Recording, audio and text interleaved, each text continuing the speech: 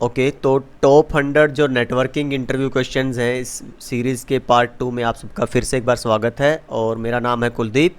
And in वाली videos में हम बात करेंगे कि जो अगले बचे हुए क्वेश्चंस हैं, 10 हमने डिस्कस कर लिए थे लास्ट वीडियो में, और इस वाली में हम देखते हैं 10-15 कितने क्वेश्चंस कवर कर पाते हैं।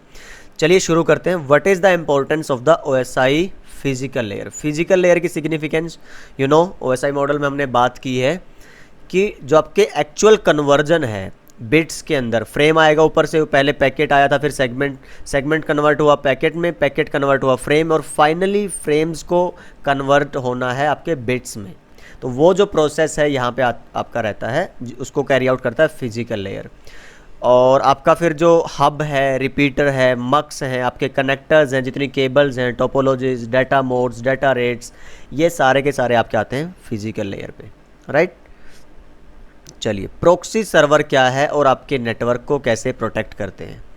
प्रोक्सी सर्वर का मतलब है, देखिए ये कुछ ऐसा ही था जैसे आपने ना, जब हम स्कूल में रहते थे या कॉलेज में, तो कोई बार ऐसा होता था कि दोस्त कोई आया नहीं है या हम नहीं आए, तो हम बोलते थे यार मेरी अटेंडेंस लगवा दियो, है ना। प्रॉक्सी लगवा देते थे एक दूसरे की अटेंडेंस की। तो ये कुछ वैसा ही है, जो आपका एक्चुअल आईपी है जो आपके प्राइवेट नेटवर्क में, वो बाहर नहीं जाएगा। जब भी आपको इंटरनेट वगैरह चलाना रहेगा या बाहर से कुछ भी एक्सेस करना रहेगा, प्रॉक्सी सर्वर बीच में है। देखिए कुछ ऐसा होगा, ये डिवाइस है आपका, दिस वन। यहाँ पे आपने ये डिवाइस लिया, एंड डिवाइस, ये कनेक्टेड है आपका किससे, नेटवर्क डिवाइस से, लाइक दैट। अच्छा, इस नेटवर्क डिवाइस पे इस तरह के और भी एंड डिवाइसेज होंगे इस तरह से, और इनको अगर इंटरनेट चलाना है तो किससे जुड़ना होगा, राउटर से। तो मैं 1 मिनट कनेक्ट करता हूँ, लाइक दैट।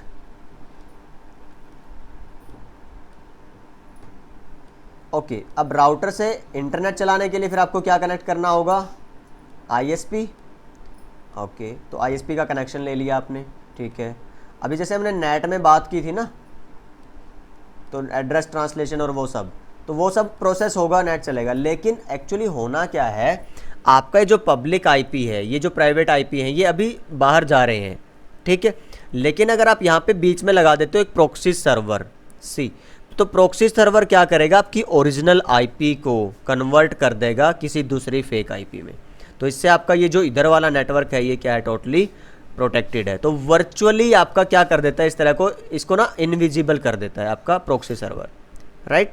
तो आप राउटर को भी यूज़ करते हैं, फायरवॉल भी यूज़ कर सकते हैं।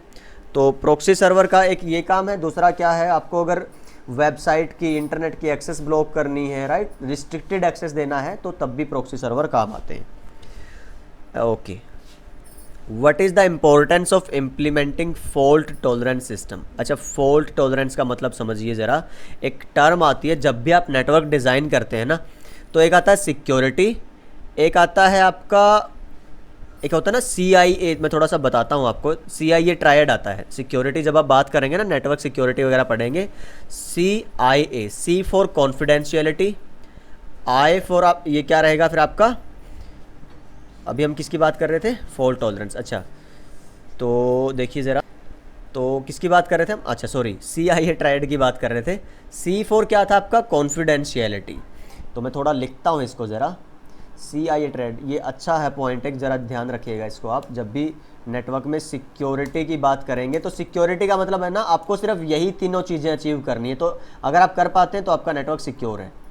तो आपका नेटवर्क होना चाहिए जो डाटा कॉन्फिडेंशियल, और इंटेग्रिटी होनी चाहिए आपके नेटवर्क में, और आपका अवेलेबल होना चाहिए। अब इसका मतलब समझिए ज़रा ध्यान से। देखिए, कॉन्फिडेंशियल का मतलब क्या हुआ, आपका जो डाटा है वो सिर्फ उन्हीं लोगों तक रहे जिनको आप चाहते हैं। जैसे आपने XYZ किसी को मेल की ना, तो XYZ के पास ही पहुंचे, किसी और के पास ना पहुंचे। अब इन केस अगर रिसीव कर भी लिया, man in the middle attack और स्निफिंग और सब कुछ अगर है भी आपके नेटवर्क में, हुआ कुछ ऐसा, तो आपने कुछ ऐसी कोडिंग, ऐसी तरकीब यूज़ कर रखी है कि जो आपका डाटा है उसकी इंटेग्रिटी बरकरार रहती है। कैसे कि आप, किसी ने आपके पैकेट रिसीव कर लिए, लेकिन आपने इंक्रिप्शन कर रखी थी, आपने VPN यूज़ किया हुआ था, आपने RSA एल्गोरिदम यूज़ किया हुआ था, आपने SSH यूज़ कर रखा है, तो इसका मतलब आपका डाटा मिलेगा तो किसी को, अटैक करने वाले को, फिर गार्बेज मिलेगा, उसके काम का नहीं होगा। तो ये 2 पॉइंट हुए। तीसरा क्या है, अवेलेबिलिटी। मतलब आपने बोल दिया कि आपका डाटा कॉन्फिडेंशियल भी है, ठीक है, इंटीग्रिटी भी बरकरार है आपकी, पर लेकिन आपने कहा था इस यूज़र का एक यूज़र नेम है और एक पासवर्ड, ऐसा एक डाटाबेस आपने बना रखा है और अपने सर्वर पे सेव कर रखा है, एडी सर्वर या कोई भी।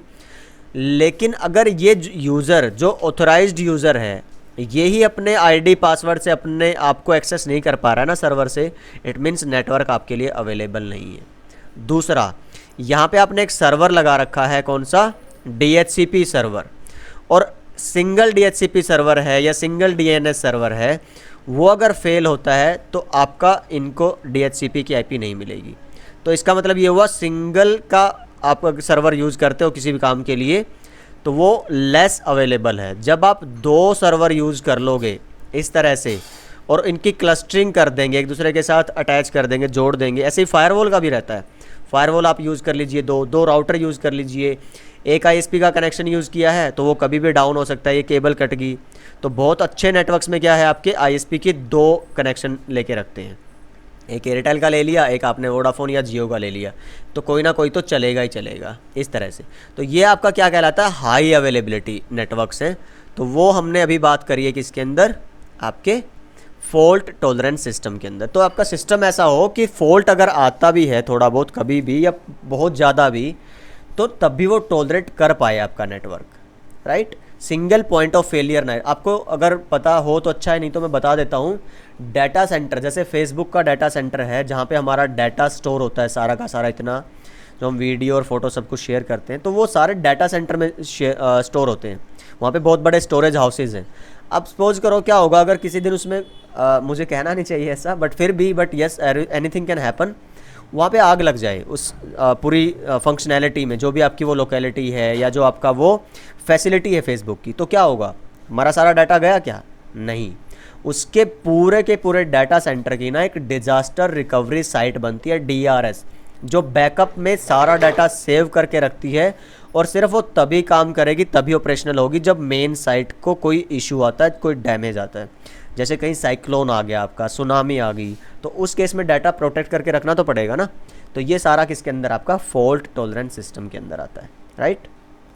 ओके देन, तो 10/T का मतलब क्या है, देखिए जब आपका यूज होता है 10 Mbps वाला और ट्विस्टेड पेयर केबल, जब हाफ डुप्लेक्स के नेटवर्क थे ना इनिशियली हब के टाइम पे, ट्विस्टेड पेयर जो केबल थी ईथरनेट केबल, वो 10 Mbps पे चलती थी, तो उसको इस तरह से कोड में लिखते थे 10/T। तो 10/T का मतलब हुआ 10 मीन्स स्पीड है आपकी, बेस मतलब बेस बैंड सिग्नल है, और टी मीन्स आपका ट्विस्टेड पेयर है।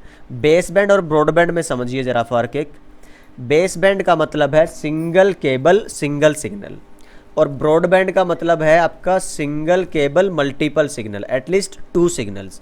जैसे आप पहले याद करिए BSNL के जो लैंडलाइन फ़ोन होते थे उनमें सिर्फ कॉलिंग होती थी, दैट वाज बेस बैंड। फिर उसी कॉलिंग के अंदर आपको इंटरनेट डाटा भी मिलने लगा, दैट वाज ब्रॉडबैंड, इसी वजह से उसको ब्रॉडबैंड बोलते थे, राइट।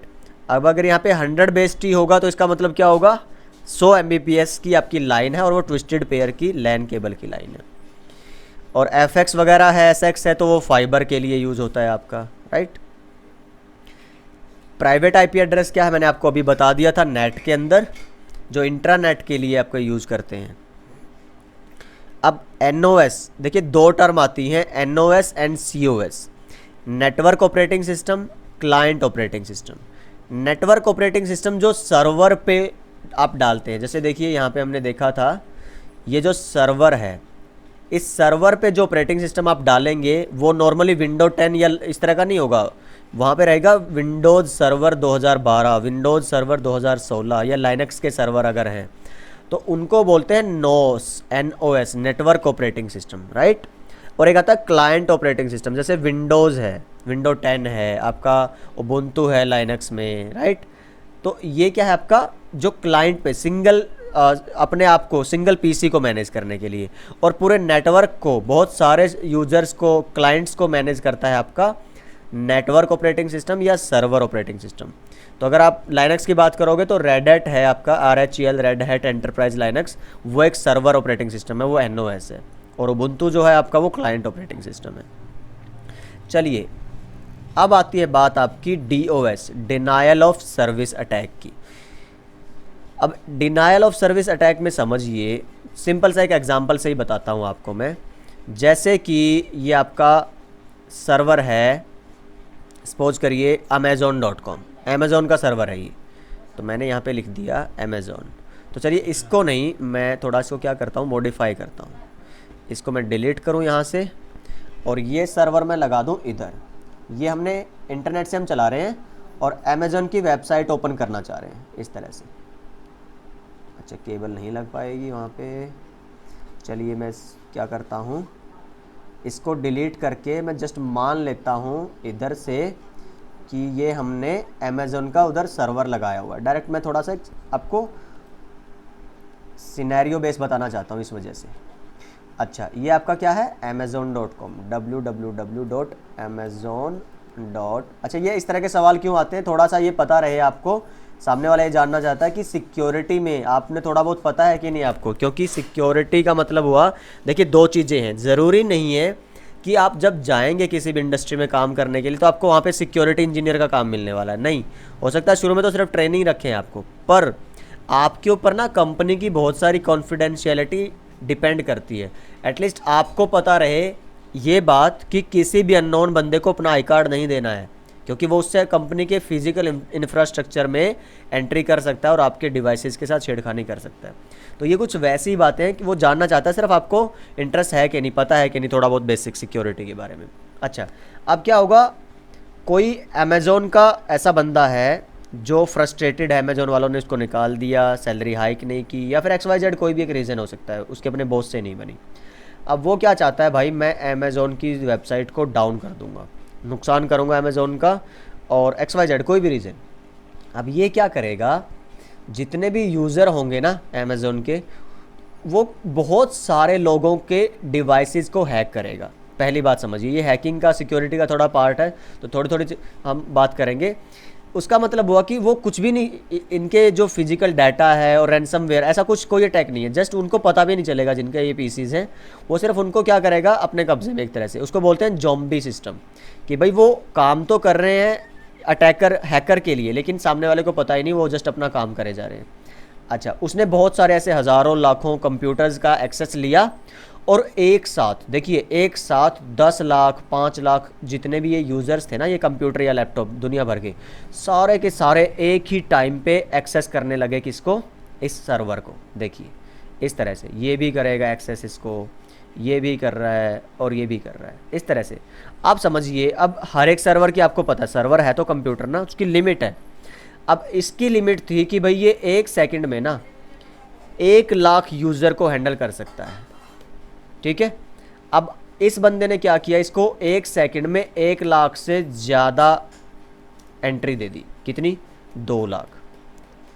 अब ये क्या होगा, सर्वर डाउन हो जाएगा, क्योंकि इसके पास उतनी रैम ही नहीं है, उतना प्रोसेसर ही नहीं है, राइट। तो इस तरह के अटैक को क्या बोलते हैं, denial of service. Denial of service क्यों बोल रहे हैं इसको, थोड़ा नाम के ऊपर समझते हैं कि ये जो एक्चुअल यूज़र्स थे ना दुनिया भर के, जो सच में amazon.com वेबसाइट को यूज़ कर रहे हैं, कुछ परचेज कर रहे हैं, राइट, एफिलिएट कर रहे हैं, जिनको एक्सेस करना चाहिए था वो कर ही नहीं पा रहे, राइट, वो सर्विस यूज़ ही नहीं कर पा रहे हैं, ये नेटवर्क आपके लिए अवेलेबल ही नहीं है। याद है लास्ट टाइम हमने बात की CIA ट्रायड। तो इस तरह के अटैक को बोलते हैं denial of service attack, right. I hope कि ये क्लियर है आपको। फिर भी अगर फर्दर क्लैरिटी चाहिए so let me know in the comment section, right. और अगर आपके पास इसका कोई और प्रैक्टिकल एग्जांपल कि किसी ने यस ट्राई किया हो डिनायल ऑफ सर्विस अटैक कभी किसी पे, तो यस प्लीज़ कमेंट में ज़रूर मेंशन करिएगा आप। चलिए ठीक है, तो फिर बात करते हैं OSI मॉडल। फिर से क्या क्वेश्चन आता है, OSI मॉडल क्या है और इसका क्या अहमियत है कंप्यूटर नेटवर्क्स में।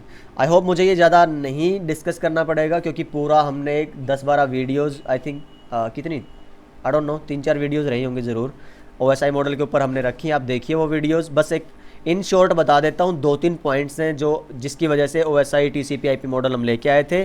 पहला था वेंडर इंटरऑपरेबिलिटी, मतलब वेंडर डिफरेंट जो हैं एक दूसरे के साथ इंडिपेंडेंटली काम कर पाएँ। दूसरा, आपका नेटवर्क में ट्रबल शूटिंग आसान हो पाए। तो ये कुछ काम है जो हेल्प हुई है आपकी OSI मॉडल से। तीसरा क्या है आपका, केबल्स जो हैं शील्डेड करते हैं, I am sorry for that, shielded cable अगर आपकी हैं और उनको ट्विस्ट करते हैं, याद है ना जब जो हमारी क्रॉस केबल है या स्ट्रेट केबल है उसमें ट्विस्ट बने रहते हैं, क्यों बनते हैं ऐसे, तो ये क्वेश्चन एक्चुअली ये है। तो इसका रीज़न है क्रॉस टॉक रोकने के लिए। अब क्रॉस टॉक क्या है, एक तरह का लॉस है नेटवर्क में, EMI RFI के लॉसेज हैं, उन सब को मिटिगेट करने के लिए, कम, देखिए आप ज़ीरो नहीं कर सकते कभी भी लॉसेज को, आप प्रिवेंट कम कर सकते हैं, राइट, रिड्यूस कर सकते हैं। तो ट्विस्ट करने का मतलब क्या हुआ, अगर आपको थोड़ा बहुत आपने PCM पढ़ा हो, केमिस्ट्री फिजिक्स वगैरह, तो electric field lines, magnetic field lines वो सब बनती हैं, उनकी वजह से लॉसेज आते हैं। तो अगर पॉजिटिव्स और नेगेटिव मीन्स प्लस माइनस अगर करते हैं तो वो इफेक्ट एक दूसरे से कैंसिल आउट हो जाता है। तो वो ट्विस्ट करने का मतलब यही है कि आपने वो जो क्रॉस टॉक का लॉस था, वो जो इफेक्ट था, एक दूसरे से कैंसिल आउट करवा दिया और आपको प्योर डाटा मिलेगा, राइट। तो क्रॉस टॉक एक तरह से आपका क्या हुआ, लॉस, उस लॉस को रोकने के लिए आपने यूज़ किए थे शील्डिंग, और उसी को लॉस को रोकने के लिए आपने यूज़ किया था वो जो ट्विस्ट बनाए थे पेयर के। चलिए लास्ट क्वेश्चन इस वीडियो में हमारा रहेगा, मैक एड्रेस क्या है। देखिए MAC means media access control, uniquely जो आपका हार्डवेयर है फिजिकल, उसको जो क्या बोलते हैं, आइडेंटिफाई करवाएगा आपके नेटवर्क में, वो आपका मैक एड्रेस। देखिए नेटवर्क के लेयर पे जब वैन में आपको आइडेंटिफाई करवाना हो डिवाइस, वहाँ पे आपका एक लॉजिक आता है, लॉजिकल एड्रेस का, जो है IP एड्रेस। मान लीजिए ये पूरा नेटवर्क है, इसमें आपको ये PC ढूंढना है, तो आपका आएगा IP एड्रेस के बेस पे ढूंढेगा। लेकिन अगर लैन में है आप, जहाँ पे बहुत इस तरह के डिवाइसेस हैं, उनमें से अपने PC को ढूंढना है, देन आप यूज़ करते हैं उसका मैक एड्रेस। तो मोटे मोटे तौर पे ये एक सिंपल सा याद रखने का तरीका है, मैक का क्या काम है। और IP तो आप लॉजिकली उसके TCP/IP स्टैक को असाइन करते हैं, और मैक आपका NIC को मिलता है, ठीक है। तो इसमें आगे क्वेश्चन भी आएगा कि अगर आप NIC चेंज कर दो किसी सिस्टम का, तो क्या उसका मैक एड्रेस उसके साथ जाएगा या नहीं जाएगा। तो बिल्कुल, जिस भी NIC को आप जिस भी सिस्टम में यूज़ करेंगे, तो वो सिस्टम उसी मैक का होगा। तो थोड़ा कंफ्यूज शायद कर दिया मैंने आपको। देखिए कहने का मतलब ये हुआ, इसका लैन कार्ड निकाल के आपने दूसरे लैपटॉप में लगा दिया, तो अब पहले जो इसका मैक था ना, अब वो दूसरे का बनेगा, क्योंकि आपका जो मैक था वो NIC के अंदर ही रहता था। सिंपल। चलिए आई होप इस वीडियो में इतना ही, एंड काफ़ी कितना, यस 17-18 मिनट की ज़रूर होगी ये वीडियो हमारी। तो इसको यहीं विराम देते हैं, अगली वीडियो में मिलते हैं पार्ट 3 में, और अगले 10 या 20 क्वेश्चन हम उसमें ट्राई करेंगे। And thank you so much for watching guys, and thank you for being with us. Yes.